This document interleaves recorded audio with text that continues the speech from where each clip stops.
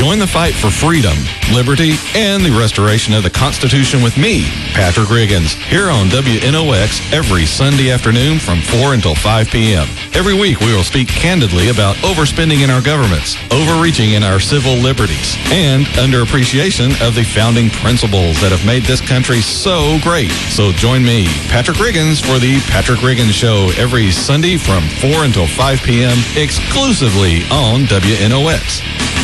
Fighting for freedom, liberty, and the restoration of the Constitution.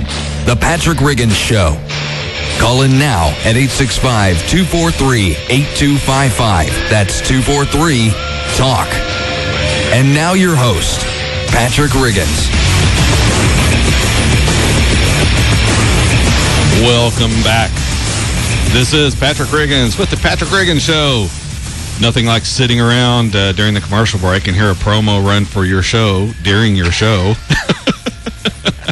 Well, it's telling everybody to tune in. Yeah, exactly.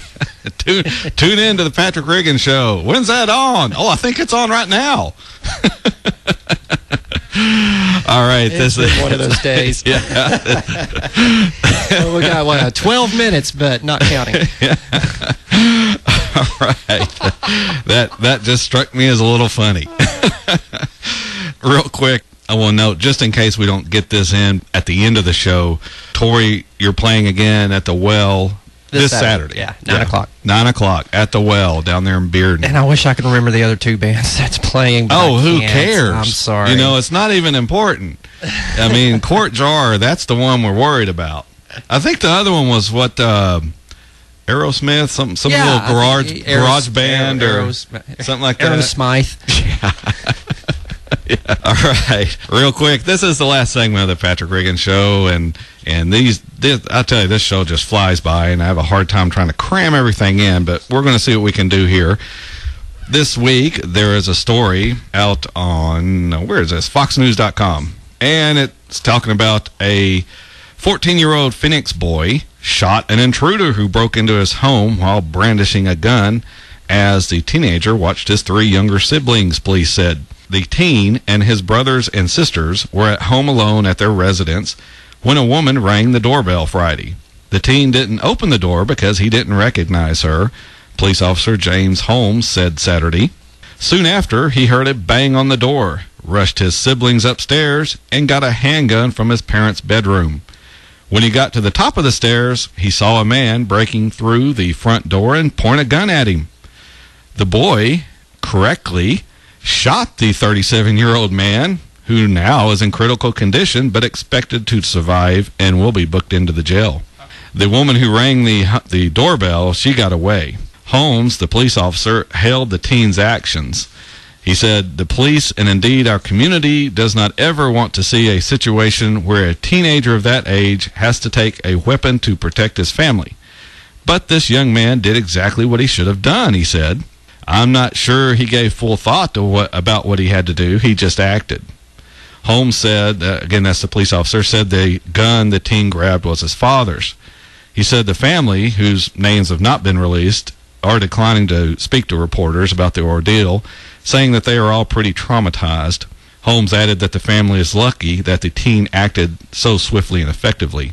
And the reason I wanted to mention this particular story is because it demonstrates why all the liberals who howl and moan about kids and guns and how parents should lock all guns up so the children cannot get to them are just flat out wrong.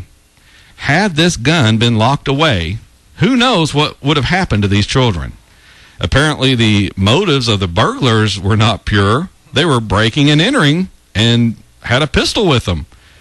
Apparently the guy breaking in was prepared to use this pistol, as evidenced by the fact he pointed it at the teenager.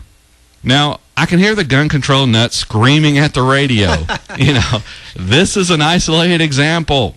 Children are killed playing with handguns. They should be locked away. You can hear them out there, can't you, Tori? Yeah, they're all isolated. Yes, but how many times have these same people argued for trading away our liberties and freedoms for some perceived safety because, as they'll argue, if it just saves one life, then it is worth it. Or so their arguments go. Well, here, it saved the life of 4 children. 4 young, innocent lives saved because the father was smart enough to not lock up his pistol. And to teach his children gun safety. What to do. Exactly. He knew that if he or anyone else needed to get to this weapon in a hurry, trying to get a locked container opened and the weapon removed would waste valuable seconds when no time is available to be wasted. How many times have liberals argued about having a gun in the house with children present, that these children simply cannot resist the urge to play with that gun? But obviously the 14-year-old knew where the gun was stored because he immediately grabbed it when trouble started. Yeah. So, well, I keep a firearm in my house, and I have a daughter just turned 15, and another one's stepdaughter just turned 14, and both of them know where the gun's at. Both of them know that it is loaded, and both of them know not to touch the blame thing. Unless they need Unless it. they need to. And I have said in something instance like that, yes, by all means. There's nothing wrong with shooting a burglar. Nope. That's the thing. And again, that just shows this teenager, he didn't have to look around for this weapon. He didn't happen to run across it while trying to hurt his brothers and sisters upstairs. No, he knew where the gun was, and he left it alone, just as Tori has pointed out, until it was needed. So, all you liberal, gun-grabbing, delusional people, here is an example of a child using a gun to defend his family. No thanks to you and the obstacles you try to place in people's way while they are trying to defend themselves and their family. So, if you're out there listening to this, next time you hear one of these little wimps crying about guns, offer them this story about how this teenager stood up and defeated a robber with one, and more than likely prevented a more serious crime by doing so.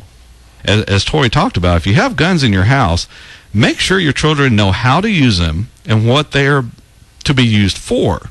So if they ever need one in a hurry, they'll know exactly where to get it. I think it's safer if they are aware that the firearm is in the house as opposed to hiding it, locking it away, and them not even knowing about it. And you know how kids are. They do get into the bedrooms and look around and oh, look at this. Wow. I didn't know about this. But if you've already, like I said, I've loaded it, unloaded it, and showed my daughter, this is what it does, and this is what it can do, and it's not to be taken lightly. And she knows in case she needs to defend her life with it, she knows where it's at. That's exactly what she needs to do. And I think that is just something that too many times in society we overlook, and we don't give our kids enough credit. Nope. And we listen to these people who tell us you have to baby them, they don't know anything, they're not mature. Kids are, even now, they're a lot more mature than they're smarter than us in a lot of instances. Yeah. And if you look at what you knew at their age and what they know at their age, there's a huge difference. Oh, well, I used to sneak downstairs just to watch rated R movies on HBO whenever I was my daughter's age. They got internet and iPods and everything, and you can't really stop them if they want the knowledge. Yeah. The thing is just to educate them. Yes, be a good parent. And be a good parent, exactly. And I think having a gun in the house is not a sentencing your kids to death, as some people would think so, And as you said, if you have, if they know where it is and everything, then when they run across it, if they didn't know where it was and they ran across it, they're more likely to say, hey, look at this, let's play with this. Otherwise, Daddy told me not to touch Daddy, it. Yeah, but look at it. It looks fun, yeah. But yeah, when you've gone over with them, then they know it's in that drawer, so they know not to go through that drawer. There's still the basic fear that kind of motivates too. Daddy's going to kill me if I touch these things. yeah, that's exactly. Well, when you're little, you know your dad loves you. But there's that little bit of fear in the back. This man might kill me. Yes. So, anyway, we've come up on the last of the show.